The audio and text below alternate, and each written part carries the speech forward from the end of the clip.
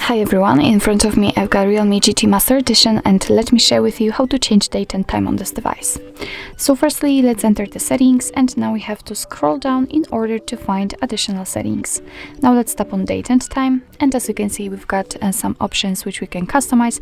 So right now we've got the automatic option applied, but we can turn it off just by tapping on the switcher, and thanks to this we will be able to manually set the date, time and time zone. So let's begin with the time, and as you can see, just by swiping we can set the time we want to use. It will be immediately changed on the status bar also, so let me pick, okay, it can be 9 AM. Now let's tap on date, and the same situation, just by swiping we can pick the date we want to use. So let's stick with May, for example, and tap on the time zone, and here you've got the full list of all available time zones from which we can choose. It's up to you.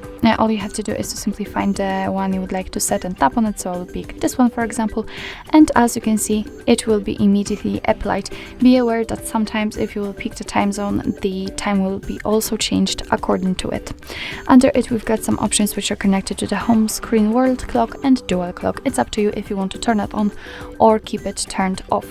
So this is the whole customization of date and time, and and I forgot about the hour format, the clock format.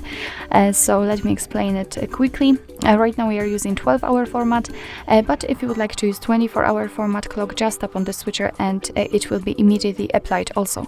So if you want to get back to all previous settings, just turn off the 24-hour format and tap on the switcher to set the time automatically, so it will be no work based and you won't have to bother about setting it manually. So actually this is it. This is how to change date and time in your REALME GT Master Edition. Thank you so much for watching. I hope that this video was helpful, and if it was, please hit the subscribe button and leave the thumbs up.